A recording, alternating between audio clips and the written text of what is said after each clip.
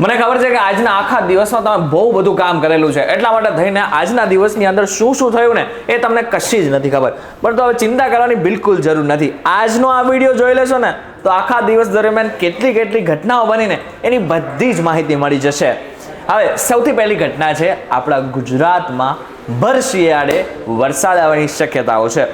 હવે બધાને ખબર છે કે અત્યારે દક્ષિણ ભારતમાં ફેંગલ નામનું જે વાવાઝોડું છે એ સક્રિય છે. ધીરે ધીરે એ આગળ વધશે, પરંતુ એના જ કારણે 4 થી 6 ડિસેમ્બરની વચ્ચે દક્ષિણ ગુજરાતમાં વરસાદ આવી શકે છે. આની સાથે સાથે મધ્ય ગુજરાત અને ઉત્તર ગુજરાતની જો વાત કરવામાં આવે તો એ વિસ્તારોમાં સામાન્ય એવો વરસાદ પડી શકે છે.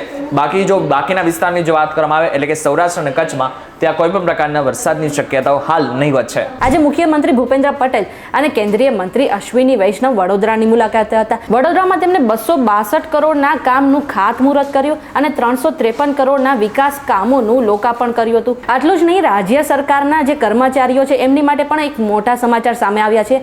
1 જાન્યુઆરી 2024 પછી નિવૃત્ત થયેલા જે અધિકારીઓ છે તેમની જે ગ્રેચ્યુઇટી છે એટલે કે અવસાન ગ્રેચ્યુઇટી છે 20 લાખથી કરીને 25 લાખ કરી દીધી છે. ઘણી બધી વખત ડીઓના કોઈ પણ પ્રકારના આદેશ હોય ને એ સ્કૂલો માનતી જ નથી. હમણાં સ્વેટર વાળી કિસ્સા જોઈએ આપણે.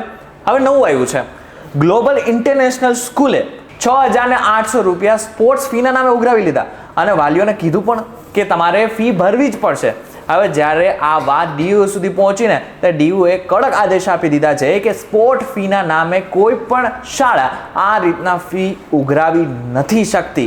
ઉત્તરાયણના જો 1.5 મહિનો બાકી છે એ પહેલા ચાઇનીઝ દોરીનો જે આતંક છે એ જોવા મળી રહ્યો છે. એક એવો કિસ્સો સુરતમાં સામે આવ્યો હતો, અમદાવાદમાં પણ સામે આવ્યો હતો અને હવે એક એવો કિસ્સો મહેસાણામાં સામે આવ્યો છે જ્યાં એક યુવક ઓવરબ્રિજ ઉપરથી જતો હતો તેમની પત્ની સાથે બાઇકમાં બેસીને, અને એ સમયે જ અચાનક ચાઇનીઝ દોરી તેમના ગળામાં ફસાઈ ગઈ અને યુવકનું મોત નીપજ્યું છે. હવે પ્રશ્ન એ છે કે આખા દેશમાં ચાઇનીઝ દોરી બેન છે, એમ છતાં પણ ઉત્તરાયણના 1.5 મહિના પહેલેથી ચાઇનીઝ દોરી કેવી રીતે આવવા લાગી છે? આઈસ્ક્રીમ ખાવાથી મોત મળે આ મેં પહેલી વાર સાંભળ્યું છે, પરંતુ આ વાત ક્યાંક ને ક્યાંક સાચી પણ સાબિત થઈ રહી છે. સુરતના સચિનપાલી વિસ્તારમાં 3 બાળકોને આઈસ્ક્રીમ ખાધા પછી એકાએક ઉલટીઓ થવા માંડી અને તરત જ મોત થઈ ગયું છે. હવે આગળના સમયમાં જ્યારે પોસ્ટમોર્ટમ એટલે કે પીએમ થશે ને ત્યારે એકચ્યુઅલમાં હકીકત શું છે એની માહિતી મળશે.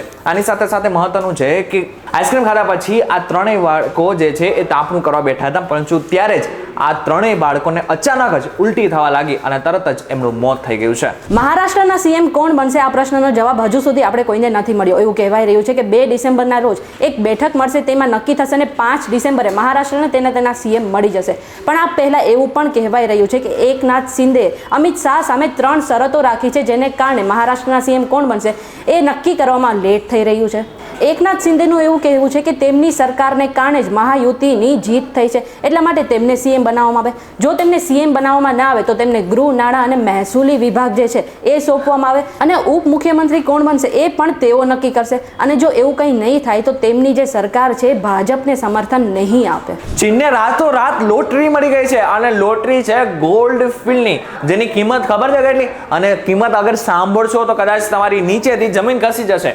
7 લાખ કરોડ રૂપિયાની. ચીનને આ સોનાનો ભંડાર મધ્ય ચીનના વાંગુ ગોલ્ડ ફિલ્ડમાં મળ્યો છે. એક અંદાજ મુજબ અહીં લગભગ 1000 મેટ્રિક ટન ઉચ્ચ ગુણવત્તાવાળું સોનું હોઈ શકે છે. એટલે કે હજુ તો ખાલી માત્ર થોડોક એવો ટનનો જથ્થો મળ્યો છે, પરંતુ હજી તો મોટા પ્રમાણમાં આ જથ્થો મળી આવે તેવું પૂરેપૂરી શક્યતાઓ છે, જેનાથી હવે આગળના સમયમાં ચીનની આર્થિક વ્યવસ્થા ઘણી સુધરી શકે છે અને ચીન વિશ્વમાં ઘણો આગળ નીકળી શકે છે. પૂર્વ યુગાન્ડામાં ભારે ભૂસ્ખલન થયું છે, જેમાં ભારે વરસાદ બાદ બુલનબુલીમાં ભૂસ્ખલન થયું હતું, જેના કારણે 17 લોકોના મોત થયા છે અને 100 થી વધુ લોકો હજુ સુધી ફસાયેલા છે. ઉત્તરી નાઇજીરિયામાં નાઇજર નદીના કિનારે 200 લોકોને લઈ જતી બોટ પલટી જતા ઓછામાં ઓછા 27 લોકોના મોત થયા છે અને 100 થી વધુ લોકો ગુમ થઈ ગયા છે. હવે ઓસ્ટ્રેલિયા ભણવું હોય ને તો પણ મોંઘું થઈ ગયું છે. આમ જોવા જાય તો ભારતીય વિદ્યાર્થીઓ માટે ઓસ્ટ્રેલિયા ઘણું મહત્વ થઈ જાય છે. એમાં પણ ખાસ કરીને મેડિકલ ફિલ્ડ હોય કે પછી મેનેજમેન્ટની ફિલ્ડ હોય, ઘણા બધા ભારતીયોને ત્યાં ભણવા જવું હોય છે. પરંતુ હવે જે સ્ટુડન્ટ વિઝા ફી છે ને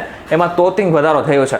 હવે તમારે 88,000 રૂપિયા એક સ્ટુડન્ટ વિઝા માટે ભરવા પડશે. પહેલા જે આંકડો હતો એ 38,400 હતો, પરંતુ હવે આમાં સીધો વધારો થઈ ગયો છે, એટલે કે ઓલમોસ્ટ ડબલ જેવું થયું. અને હવે આને કારણે હવે આગળના સમયમાં કોઈ પણ ભારતીય વિદ્યાર્થીઓને ઓસ્ટ્રેલિયા ભણવા જવું હશે ને તો થોડુંક વિચારીને જવું પડશે. પાકિસ્તાને ઘણી મહેનત કરી કે ટીમ ઇન્ડિયા પાકિસ્તાન જઈને ચેમ્પિયન્સ ટ્રોફી રમે, પણ એવું નથી થયું. આઈસીસીના પ્રેશર હેઠળ આવીને પાકિસ્તાને અંતે હાઇબ્રિડ મોડલ સ્વીકારી લીધું છે.